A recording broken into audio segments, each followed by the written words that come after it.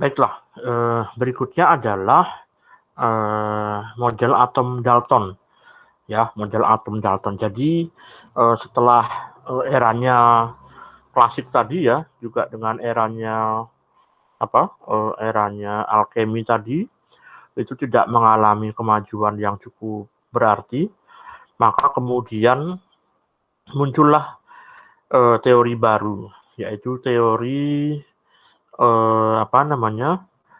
yang dicetuskan oleh Dalton. Oke, saya share sebentar.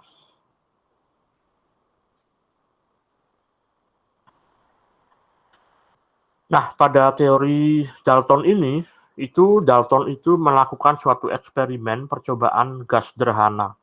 Ya, jadi dia mencoba untuk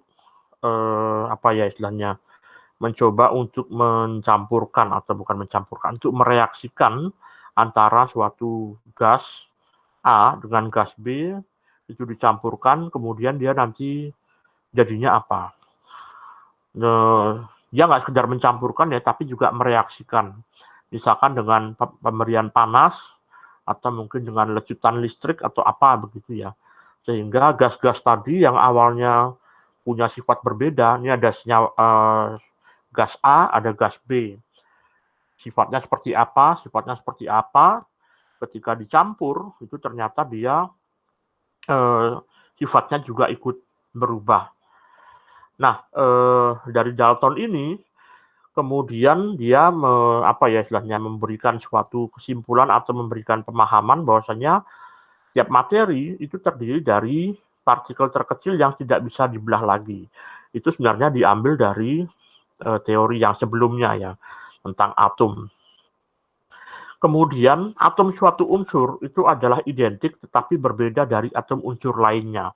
Oke, jadi atom unsur itu identik. Misalkan kita punya emas. Emas dengan emas itu atomnya identik.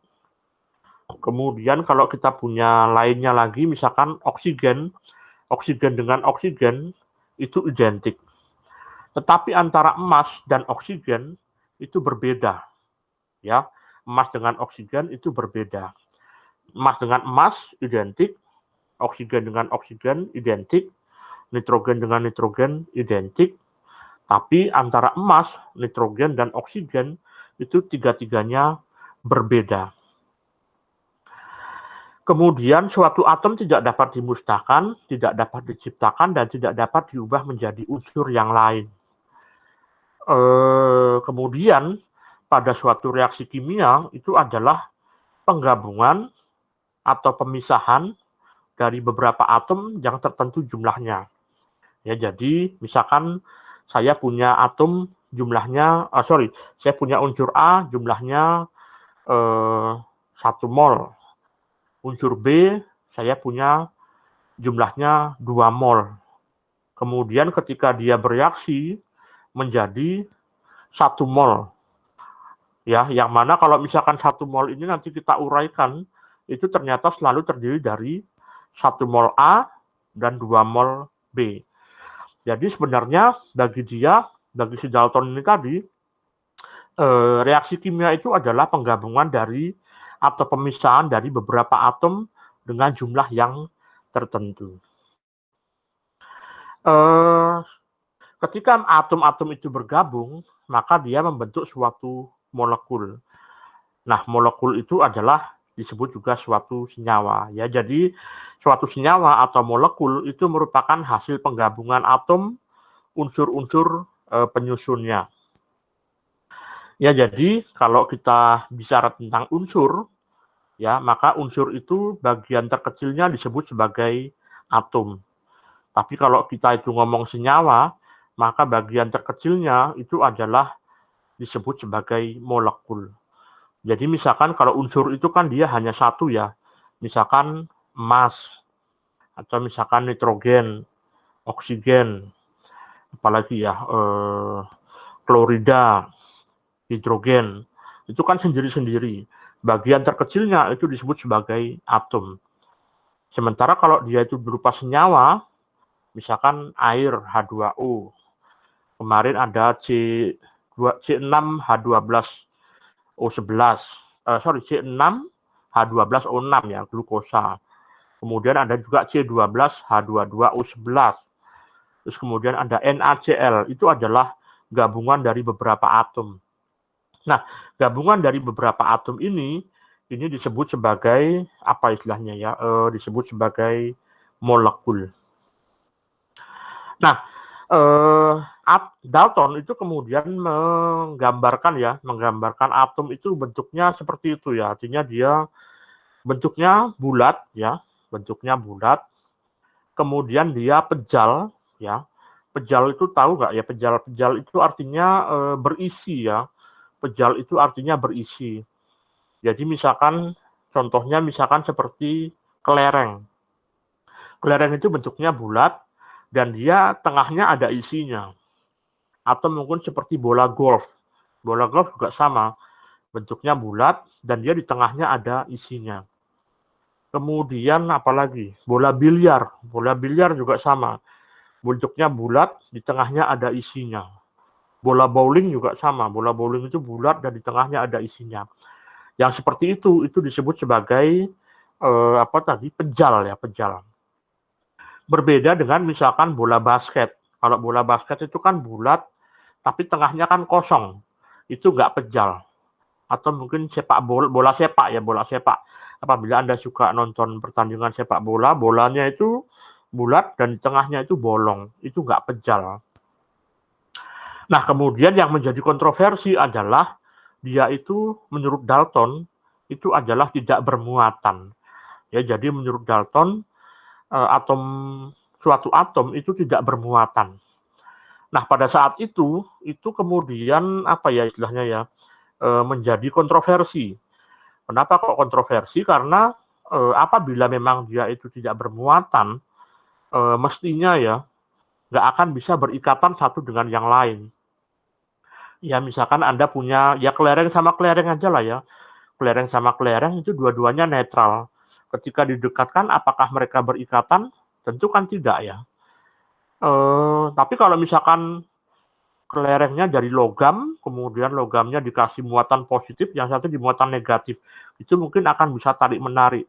Tapi itu tadi, ketika dia netral, nggak mungkin akan bisa berikatan kan. Nah, itu jadi pertanyaan.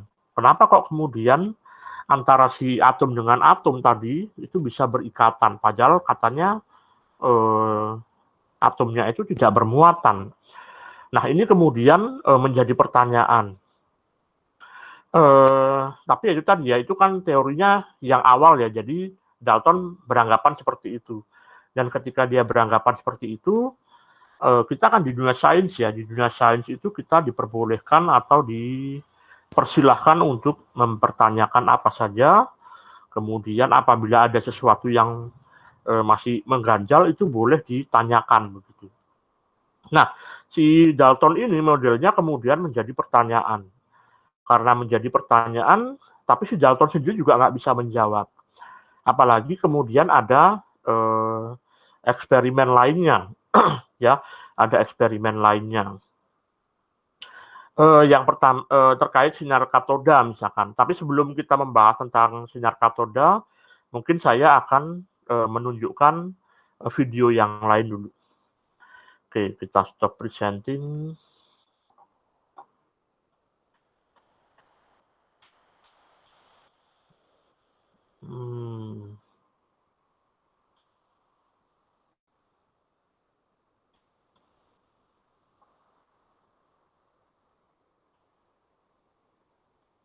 Oke, ini dia, kita buka. Nah, ini ya. Oke, ini videonya seperti ini. Ya, mungkin tidak ada suaranya ya. Oke, coba saya. Nah, ini ya, ini ada namanya percobaan tetesan minyak milikan. Ya, tetesan minyak milikan. Jadi milikan itu membuat suatu eksperimen, dia membuat suatu wadah begitu. Kemudian yang bagian atasnya itu ada, itu yang sebelah kanan itu ada semprotan ya, semacam semprotan begitu, yang mana itu isinya minyak. Kemudian ada pelat ya, itu ada yang pelat yang di atas, sebenarnya yang di bawah itu bukan di bawah itu ya, tapi di bawahnya lagi ada pelat itu ada lubangnya begitu. Kemudian disemprotkanlah minyak ya. Disemprotkan minyak itu sebenarnya tujuannya nanti untuk membentuk aerosol. Aerosol itu kayak misalkan Anda pilok ya, Anda punya pilok atau mungkin baygon atau obat semprot itu ya.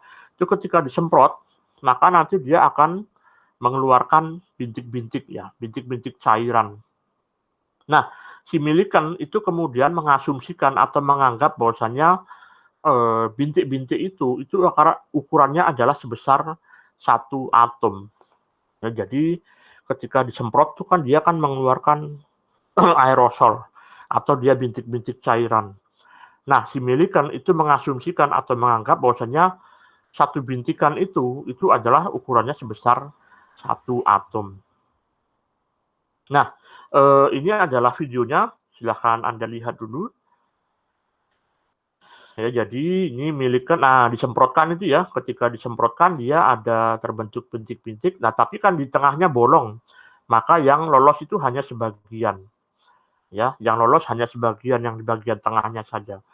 Kemudian di bawah itu ada semacam mikroskopnya untuk bisa melihat ya, untuk bisa melihat ke dalam ke dalam chamber tadi. Kemudian karena ada gaya gravitasi, maka bintik-bintiknya itu akan turun terus. Bintik-bintiknya akan turun terus. Nah, tapi di antara bintik-bintik itu ada dua logam. Kemudian yang satu dihubungkan dengan kutub positif, yang satu dihubungkan dengan kutub negatif. Nah, bayangannya kan tadi asumsinya adalah bahwasanya atom itu tidak bermuatan.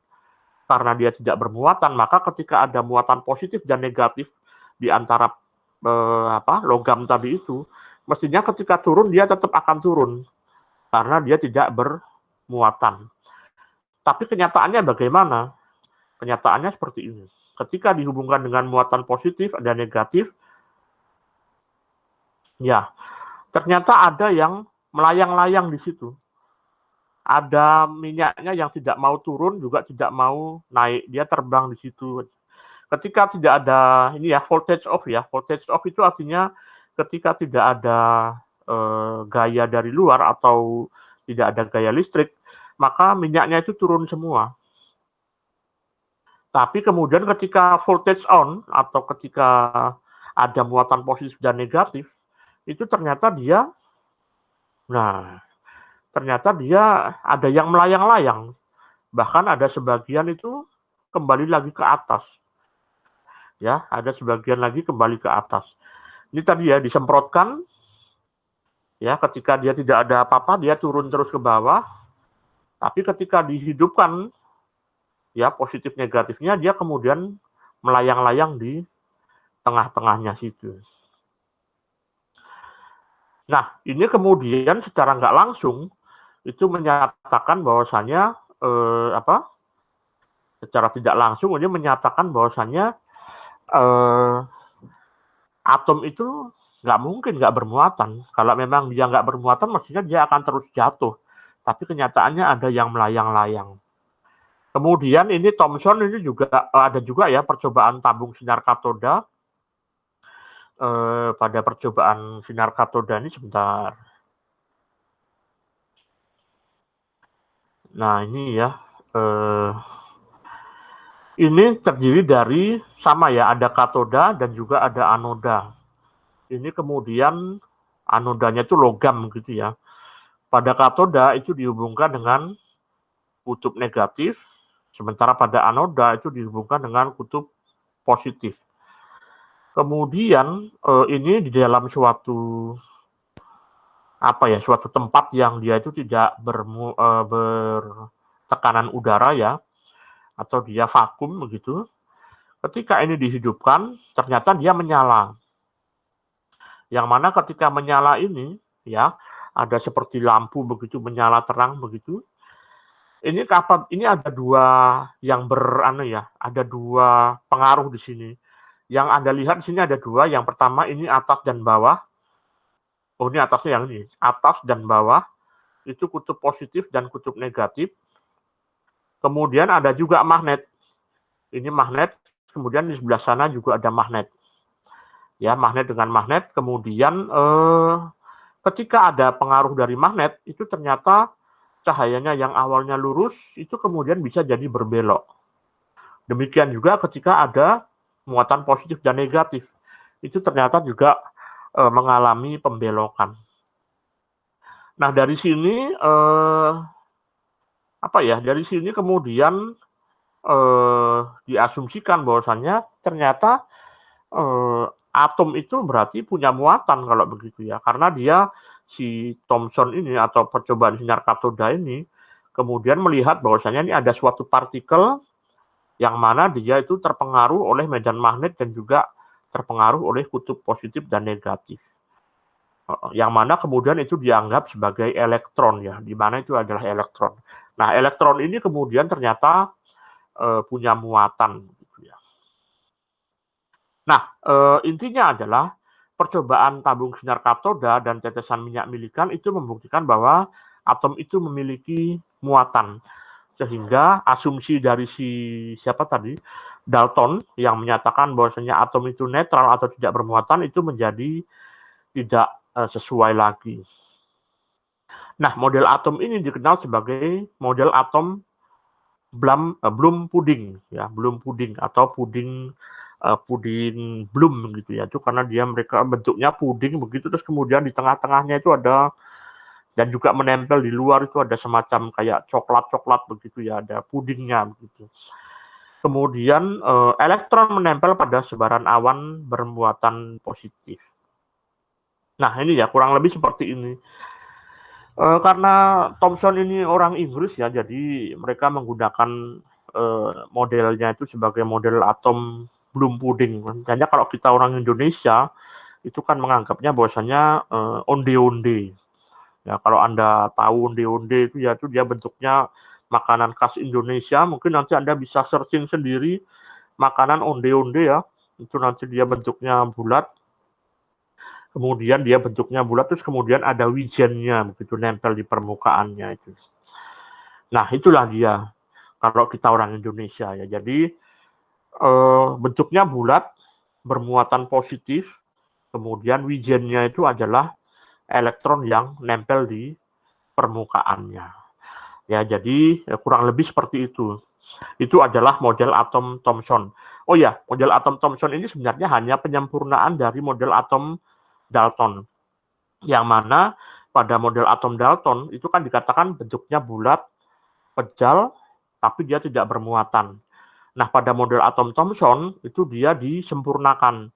Bentuknya bulat, pejal, bermuatan positif, dan di situ ada elektron yang nempel di permukaan dan juga ada di dalamnya itu.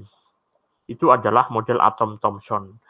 Nah, ini juga model bentuk lain, yaitu model atom dari Thomson. Bentuknya seperti ini.